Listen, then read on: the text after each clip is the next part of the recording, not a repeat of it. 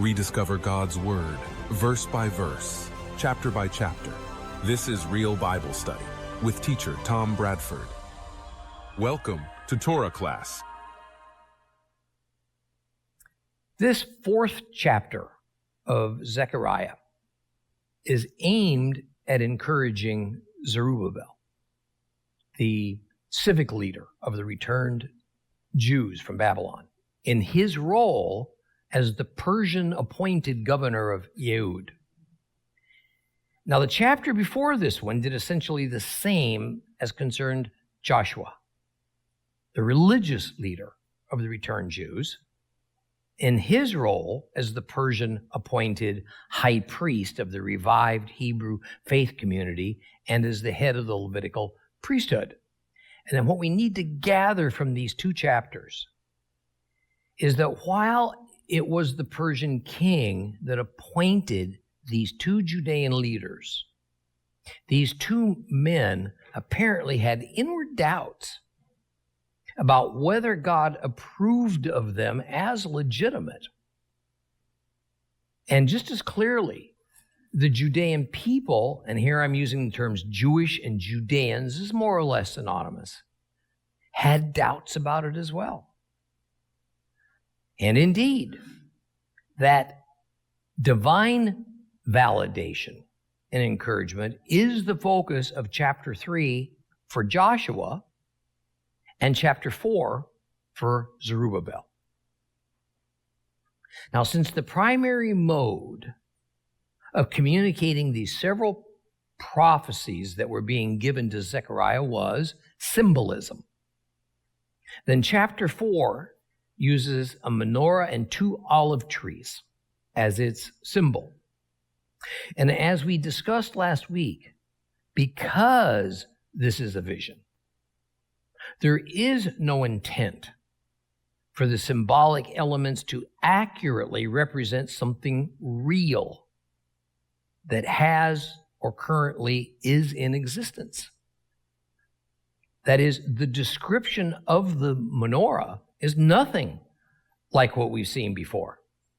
There is no evidence that a menorah configured in this particular way was ever built and used in the temple. Nonetheless, it is immediately understood that is intended to call to mind the temple menorah.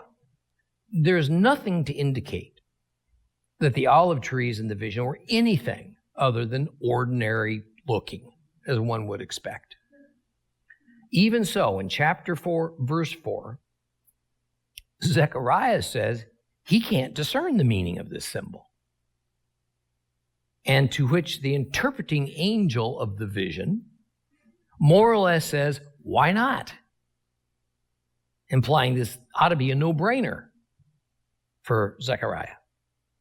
But since Zechariah didn't get it, then neither should we feel as though it ought to be self-evident for us.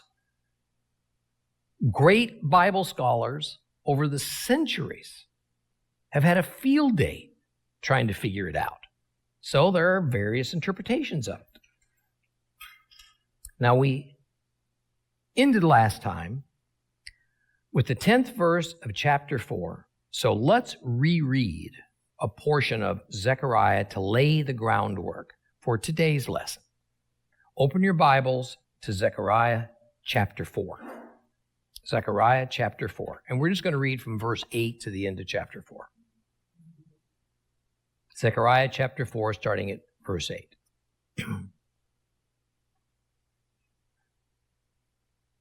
This message from Adonai came to me. The hands of Zerubbabel have laid the foundation of this house, and his hands will also finish it. Then you will know that Adonai Sevaot sent me to you. For even someone who doesn't think much of a day when such minor events take place will rejoice at seeing the plumb line in the hand of Zerubbabel. So these 7 are the eyes of Adonai that range about over all the earth. And I replied by asking him, well, what are those 2 olive trees on the right and the left side of the menorah? And then I asked the question again, what are those 2 olive branches discharging gold-colored oil through the 2 gold spouts. And he replied, "Don't you know what they are?" And I answered, "No, my lord." And he said, "These are the 2 who have been anointed with oil. They are standing with the Lord of all the land." Now, as we go forward, be reminded that just as Joshua represents himself and also symbolically represents the office of the high priest and of all the priesthood, so Zerubbabel represents himself and also symbolically represents the office of the civic ruler of the Judean people, as well as all the Judean people themselves. So the message of verse 8 is, God is giving this part of the vision oracle directly to Zechariah.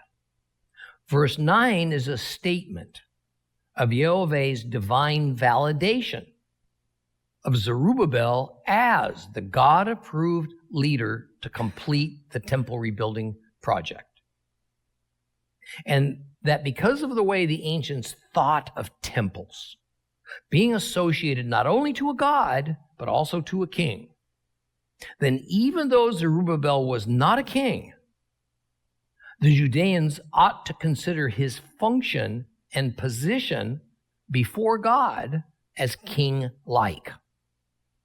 Thus, just as the first temple was called Solomon's temple, then this rebuilt one should be thought of as Zerubbabel's temple. Now, verse 10 must be approached with a better translation than most Bible versions supply. And I suggest it ought to be the following to get the original and true intent of it across. Does anyone scorn a day of small beginnings? When they see the stone of distinction in the hand of Zerubbabel, they shall rejoice. Those 7 are the eyes of the Lord, ranging over the whole earth. Okay, that is, no one treats with contempt a day of small beginnings. No reasonable person who has the goal or hope of seeing something grand accomplished despises the day when the necessary series of small steps that will be needed to reach that goal begins. Sometimes the beginning is little more than an inauguration ceremony. In this case, it is that when building temples, kings customarily lay the first brick, so to speak.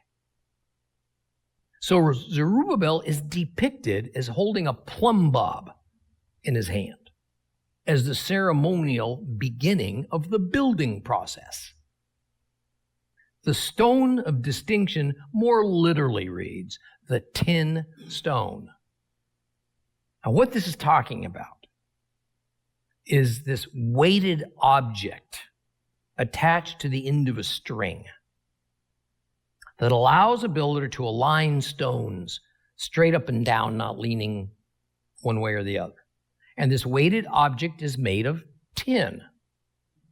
Calling it a stone is just a euphemistic way of saying it's heavy, like a stone, because no doubt in centuries prior to using metal, the weighted object used was a stone. Now, moving to verse 11, we find that Zechariah is still perplexed over the issue of the symbolic meaning of these 2 olive trees in his vision. It reads, I replied by asking him, what are those 2 olive trees on the right and left sides of the menorah? Now recall that there is a bowl sitting above the menorah in which oil from the olives is placed. That bowl acts as a reservoir for the olive oil that is then distributed to each of the 7 oil lamps via 7 connecting tubes. So when trying to comprehend this symbol, we need to give as much or probably more weight to the olive itself than to the tree that produces it, because it's all about the oil that is squeezed from the olives. Now, I think my interpretation of this is validated by what comes next. Because in verse 12 we read that I ask the question again, what are those two olive branches discharging gold-colored oil through the two gold spouts? It's all about the oil. Now, as far as the interpreting angel is concerned, Zechariah has asked the same question twice. Thus, the angel responds with the same answer a second time. Don't you know what it means? To which Zechariah replies, no. Well, let's review that the golden lampstand, the menorah, represents the presence of God among his people. So what do the two branches with olives that produce the oil then symbolize? Well, here's what the angel says in verse 14. He said, those are the two who have been anointed with oil. They are standing with the Lord of all the land. Now, first, I question this complete Jewish Bible translation. Practically all other translations, including those of Jewish sources, say that these two are standing with the Lord of all the earth, not standing with the Lord of all the land. The difference is substantial. The word translated as earth or land is eretz, and indeed it can be used either way. However, when we look at the context, we see that the word used to declare who exactly it is that is sovereign over all the eretz, the word is in Hebrew Adon. While Lord is not the wrong translation of Adon, it ought not be capitalized because it is not meant to be used as a proper noun. That is, it's not a name, or it's not an official title. Rather, it is meant to be descriptive. So I think it would be better to say, standing with the master of all the earth. Little L, Lord, means the same thing as master, but Lord is not in common usage in modern times to refer to someone who's in charge, someone having power or authority, so master's better. Therefore, what is being stated is that the scope of the master's sovereignty is not just the immediate land of Yehud, but rather the entire known world. Second, looking at the first part of this verse, a translation revision is also necessary. Much better and more literal in verse 14 is this. And he saith, these are the two sons of the oil who are standing by the Lord, the master of the whole earth. Sons of oil is in Hebrew, B'nai Ichar. And before we can understand this, we need to know that grammatically, Ichar is not a general term for oil produced from olives, but rather it is speaking specifically of fresh oil or new oil. And when we back away and we look at the entire context of the books of Haggai and Zechariah as they operate together, then we see that one of the major matters being dealt with is that the returned Judeans' expectations of their fields producing abundantly has been dealt a disappointing blow. The crops of every kind have been producing but a fraction of what they should have been. The reason? Lack of consistent rain. The reason for the inconsistent rain? The leaders and the people have been disobedient by putting their own wants and needs above God's command, thus dragging their feet on rebuilding the temple. So, new or fresh oil is directly associated with a bountiful harvest.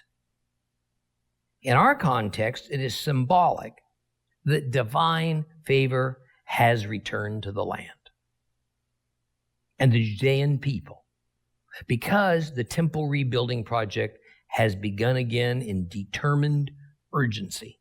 thus pleasing Yahweh.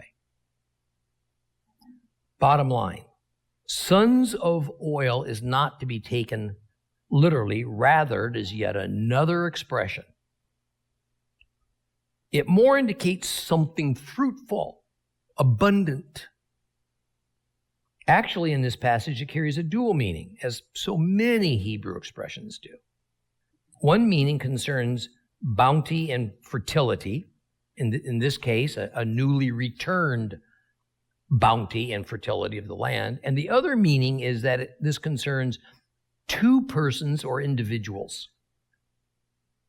That is, two individuals are to be associated with the joy of God's returned presence, which has led to this increased crop yield throughout Yehud, which is the reward for rebuilding God's house, the temple.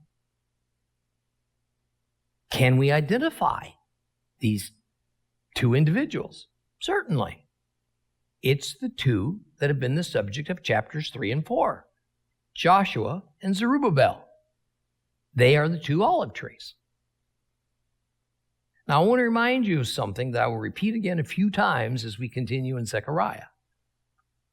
Every vision, every oracle, every prophecy of Zechariah must be taken in the context of the contemporary world of those returning Jews from Babylon, when Zechariah was given and then wrote down all of this prophetic information.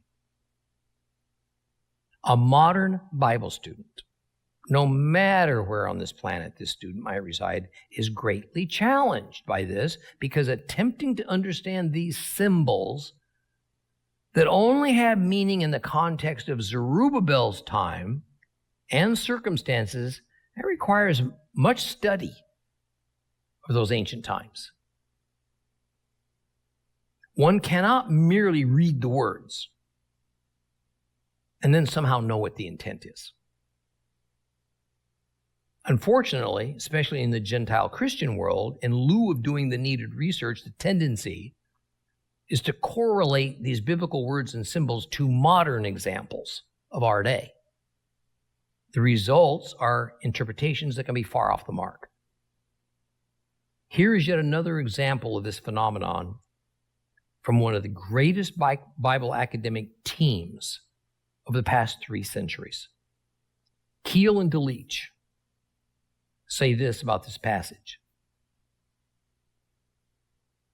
The two children of oil cannot be the Jews and Gentiles, or Israel and the Gentile world in their fruitful branches, because the candlestick is a symbol of the church.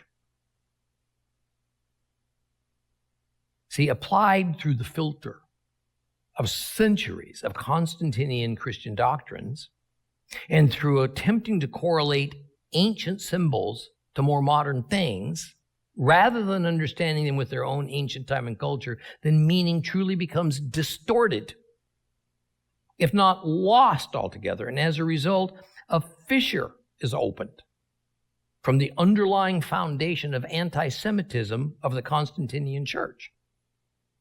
And what comes bubbling up are the streams and streams of erroneous conclusions and statements as the one I just read to you.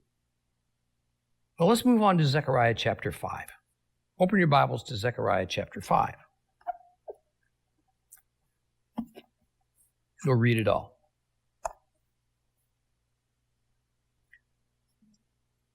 Again, I raised my eyes, and I saw in front of me a flying scroll. And he said to me, "What do you see?" And I replied, "I see a flying scroll 30 feet long and 15 feet wide." And then he said to me, "This is the curse that goes out over the face of all the land. For according to what is written on one side, everyone who steals will be swept away, and according to what is written on the other side, everyone who swears will be swept away. I will release it, says Adonai Zebaoth, and it will enter the house of the thief and the house of anyone who swears falsely by my name. It will stay there inside the house and consume it completely, even its timbers and stones." Then the angel speaking with me went forward and said to me, Now raise your eyes and see what this thing is passing by. And I asked, what is it? And he said, this is the ephah measure, a 1 bushel dry measure passing by. And then he added, this is their eye in all the land. And next I saw a lead disc lifted up to reveal a woman sitting in the ephah. And he said, this is evil. And he threw her down into the ephah and pressed the lead weight over its opening. While I raised my eyes, I saw 2 women coming with the wind in their wings, for they had wings like those of a stork. And they lifted the ephah up between the earth and the sky. And I asked the angel speaking with me, where are they taking the ephah? And he answered me, to build it a shrine in the land of Shinar. And when it's ready, the ephah will be set down there on its base. Now, the opening verse that speaks of Zechariah lifting or raising his eyes meant to do something again. It means to return to looking at a God-sent vision oracle. This time the symbol is a flying scroll. Now, the Hebrew that is translated as scroll is megillah. Now, technically speaking, a megillah is a rolled up, not a rolled out scroll. So a few Bible versions will call it a roll instead of a scroll. Now, once again, the difficult and unique symbolism we find in Zechariah confronts us. There is no other place in the Bible, nor is there any known non-Hebrew document that speaks of a flying scroll. However, because it is used symbolically and doesn't attempt to picture a real object in the real world, then the trick is to sort through exactly what that symbol represents. Now, the size of the scroll plays a large part of understanding what it means. The complete Jewish Bible doesn't help us, as it uses a measurement that's not literal. It gives it to us in feet. The literal reading about the dimensions of the scroll is that it is 20 cubits by 10 cubits. So, is this a flying billboard? The scroll's unfurled? Or is this a flying roll? The scroll is rolled up, like for storage.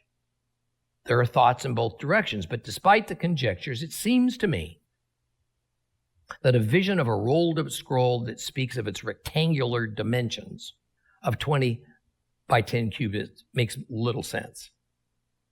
This scroll has been rolled out so that its length and width can be seen by Zechariah.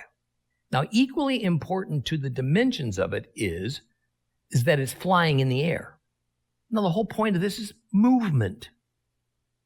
The movement of the scroll works similarly in meaning to the horses of different colors that roam the earth. The idea is universality, comprehensiveness. It indicates that the scroll's contents are not just locally effective. Rather, it applies to a large portion of the world and people, if not all. What's the scroll about? Well, any scroll contains writing. It's where covenants are recorded. Scrolls are important records that are usually placed in libraries. Back to the dimensions. Now, are these fanciful or meaningful? Or do they actually connect to something? Some commentators think that it is the 2-to-1 ratio that we ought to pay attention to, or that the huge dimensions are just to create an effect of awe in the prophet, and then finally to the reader. I don't think so. When dimensions are stated in such a straightforward manner, then we are to take them more literally in order to see what they might correspond to. And since verse 3 tells us this scroll is the curse that goes out and applies to lawbreakers, then we immediately get it This must be representative of the law of Moses, which is more than merely another law code. It's also a covenant between God and Israel. Zechariah 5:3. Then he said to me, this is the curse that goes out over the face of all the land, for according to what is written on one side, everyone who steals will be swept away, and according to what's written on the other side, everyone who swears will be swept away. See, just as the overriding context of Zechariah and Haggai is the temple, then clearly what comes out of the temple is part of it. And at this time in history, the temple and its significance was less important to the largest part of Judean society than it had been before their exile. And we see this reflected by the mere 5% of the Jewish exiles who decided to come back when given the opportunity. They, of course, had read and heard stories of the temple, but had never actually seen it or experienced it because they were either very small children when exiled to Babylon, or for the vast bulk, they'd been born in Babylon. This also means that the law of Moses and its contents was lesser known, thus having lesser relevance to the younger generation of the exiles.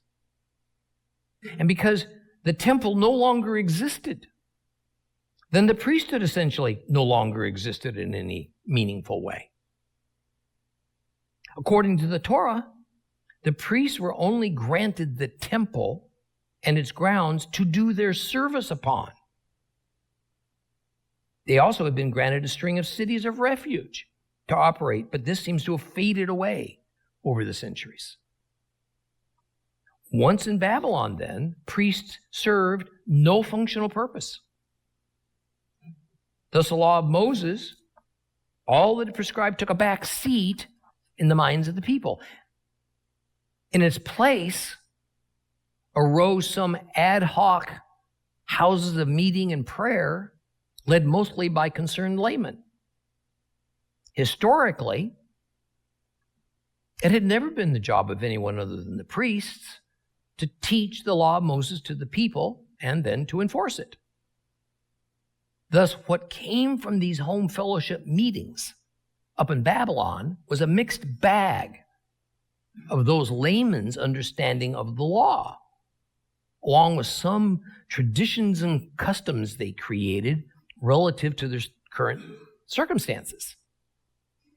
Although no doubt these traditions and customs were said to express the intent of the law of Moses, it was this innovation of laymen leading and teaching the law instead of the priests that evolved into the synagogue system. Now we are told that the original Torah had been placed in the Ark of the Covenant. But the Ark had gone missing when Babylon invaded Judah. And so it would, until this day, never again be found. I doubt it still exists, although some claim to have seen it, probably having been melted down for its precious gold. No doubt there were copies of the Torah by now that were in the possession of the priests that had gone off to Babylon. However, in viewing this reality from an overall effect on the people, the law's relevance and its commands for the exiles in Babylon were in most cases just kind of fading from their minds and their memories. They now lived in a society that was governed by a different set of rules and laws, operated in a different notion of morality. Therefore, when the exiles came home, in order to get their historic brand of faith operating again, the temple as the center of their faith had to be reinstated. If the temple was reinstated, then the priesthood had to be reinstated for the temple to operate. And in order to run the temple and the priesthood, And for Zerubbabel and Joshua to rule over the people, so did the law of Moses have to be reinstated, because temple, priesthood, and law of Moses all work together to form the core of the covenant that made Israel uniquely Israel. Their covenant relationship with God. Now, Joshua represented the temple and the priesthood. Zerubbabel represented the civil governance of the people. Now, the flying scroll symbolically represented the Torah and the law of Moses. However, for the moment, the focus is on the curses side of the law for those who break it. So, a third aspect to the symbolism of the flying scroll is that the flying represented swift movement, such that the provisions of the law would be reestablished and quickly visit the lawbreakers. Let's be clear about this curse aspect of the law, because it is so terribly misunderstood within traditional Christianity. Therefore, it is so radically misspoken about. The Hebrew word used here for curse is Allah. Doesn't mean curse in the sense of a blasphemous word or phrase, nor does it mean an expression of anger. It is a word that operates within covenant language, and it is part of the terms of a covenant. It is that part of a covenant that says what happens when a party to the covenant breaches its terms. The law of Moses covenant provides for two basic outcomes: blessings for obedience to God's commands, curses for disobedience.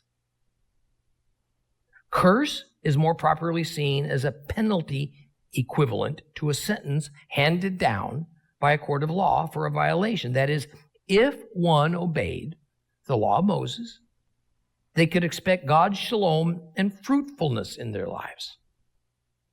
But if they broke a commandment, there would be a penalty, a prescribed consequence based upon a hierarchy of the seriousness of the sin involved in what is commonly known as a lex talionis structure. That is, the punishment is proportionate to the seriousness of the crime that's committed. It is no different from most Western legal systems in existence today.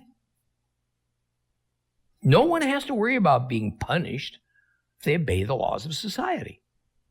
Yet, just because there are punishments in these legal systems for breaking the various laws, that hardly means that the legal system itself is only about oppressing and punishing people to make them unhappy slaves to that society's laws.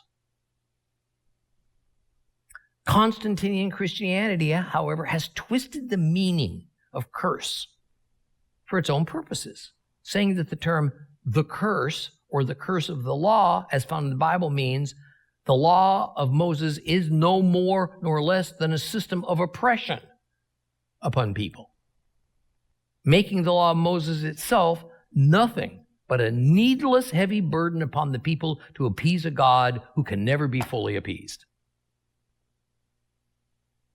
All one has to do is to read the Torah to just dismiss such a slanderous notion. Now, upon the return of the Babylonian exiles to their former homeland after 70 years of exile, God then determined it was time for a re-recognition of the authority of the law of Moses within the Judean community. The flying scroll is a visualization of his determination to bring social cohesion and stability to the Judeans through the force of that covenant made on Mount Sinai, that by now was 700 years old. If I could presume to add a tagline to the symbol of the flying scroll, it would be, the law of Moses is again in effect everywhere. Now, when in verse 2, the interpreting angel asks Zechariah what he sees, the main focus is on the flying scroll's dimensions of 20 cubits by 10 cubits. Well, now that I filled in some background for you, it ought to come as no surprise that the porch of Solomon's temple that lay at the entrance to the holy place was 20 cubits by 10 cubits. Some of those Bible commentators who do see a connection between the dimensions of the flying scroll and the temple claim that these dimensions must represent the holy place, that front chamber of the temple sanctuary. This cannot be correct, because that is not the dimensions of the original wilderness tabernacle's front chamber, nor that of Solomon's temple. But it is the dimensions of Solomon's porch, where those two giant columns, one called BoZ, the other called Yachin, were on display. And we know this is the case because it's recorded, 1 Kings 6:3. And the porch before the temple of the house, 20 cubits was the length thereof, according to the breadth of the house, 10 cubits was the breadth thereof before the house. Now, this association of the ulam, that's the Hebrew word for this porch, and the flying scroll then represent the reinstatement of the very place where the law had been used for centuries to judge cases. Just as in the smaller walled Israelite cities, when cases would be brought to the elders who sat at the city gates to judge, so especially difficult cases that were brought to the priests in Jerusalem to judge were brought to the ulam, to that porch. Now, the first crime against the law of Moses that is listed in Zechariah 5:3 is stealing, and it is just what we think of it: taking something that doesn't belong to us. It's a crime of human against human. The second crime is swearing. This does not mean blasphemy. It's a legal term. It means perjury. And while we can in one way see this as an intent to harm a human, God more sees it as a crime against him. Because swearing always involves invoking the name of your God. In this case, invoking Yehovah's name as the guarantor of your statement. So it is not that these two crimes are the narrow limit of what the curse is to affect. Rather, they are just representative of all the crimes of human against human and human against God. Now, the comment that these criminals will be swept away is meant to conjure up the enduring mental picture of the great flood. God puts these people in the same category as everyone but Noah and his immediate family. And those people were all destroyed by an act of divine wrath. In verse 4, this is further explained. I will release it, says Adonai Zebaoth, and it will enter the house of the thief and the house of anyone who swears falsely by my name. It will stay there inside the house and consume it completely, even as timbers and stones. The complete Jewish Bible says, I will release it. The Hebrew more literally says, I will bring it forth. The complete Jewish Bible says this is going to happen. The Hebrew says this has happened. It's already happened. More, God is not allowing the curse to go out the way one would release a lion from a cage that has held this lion back from doing what lions do. He himself has intentionally sent it out to do what he intends to do. And when this speaks of the curse entering the house of the thief and the perjurer, it means that anyone who commits sins will not go unfound. Even if one feels safe and hidden inside his own home, the consequence for their covenant violation will seek them out, and it is assured they will bear the grievous results. And when we move on to the 5th verse of chapter 5, another vision is given. This time the vision symbol is of a woman inside of an ephah. Now, like the previous vision of the flying scroll, the interpreting angel is involved in gaining Zechariah's attention for him to see it. And while this apparently comes quickly after the previous action, there's no way for sure to know how much time passed. The statement of raise your eyes and see what this thing is could easily mean here is another vision. And no time at all has passed since the flying scroll vision, but we can't know for certain. However, what the flying scroll explains about what happens to sinners, the next verse, beginning with verse 5, offers another perspective on the matter. What we are to notice is that while the ephah seems to be the primary vision object, in fact, it's what's inside of it that's the point. An ephah is a means of measurement of dry goods.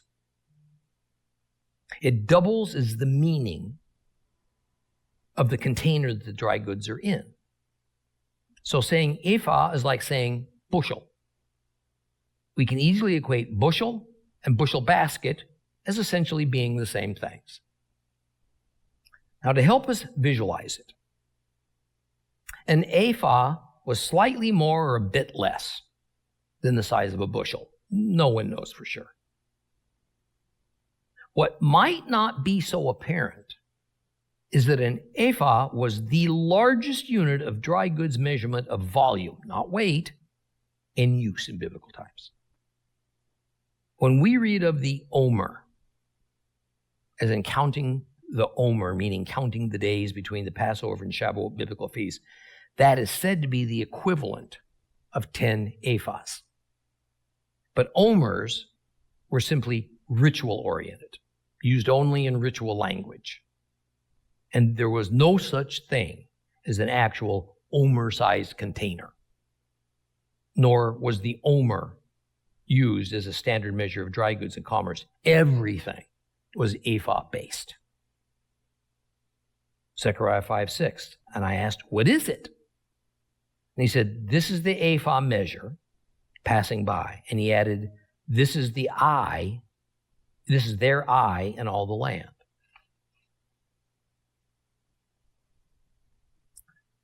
The complete Jewish Bible, therefore, incorrectly interprets the sense of the meaning of ephah, as do many Bible versions. It explains that the point of it is its size. Rather, we need to analyze this symbol in the sense of ephah, more meaning a basket or a container, not as a unit of measurement. The next verse explains why that is. Now, before we go there, what is this strange wording? To end this verse, it says, this is their eye in all the land. Indeed, the Hebrew word translated to eye is ein. But can this be correct? If we keep this as literal as possible, then there is no logical connection between a basket and a human eye. Well, the Greek Septuagint, created about 250 BC as a Greek translation of the Hebrew Bible, takes this word differently. It takes it to mean their iniquity. But the Latin translations read eye. Well, I certainly don't know the answer.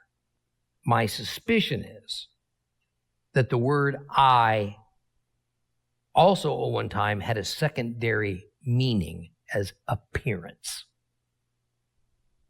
That is, to the eye, what something looked like. But then we get to verse 7. Next I saw a lead disc lifted up to reveal a woman sitting in the ephah. What a strange sight. A lead lid covers a container, and within the container sits not grain, not some other commodity, but rather a woman.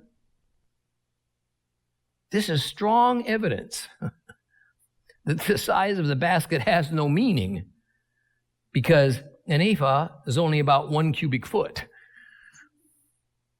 The woman would have to be very tiny to fit in such a small space. So here, size simply plays no role in the symbol, even though size was everything in the matter of the flying scroll.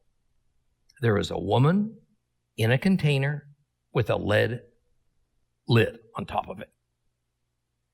What has a lead lid to do with anything? Why would there be a woman inside a basket? That's what we'll explore the next time we meet.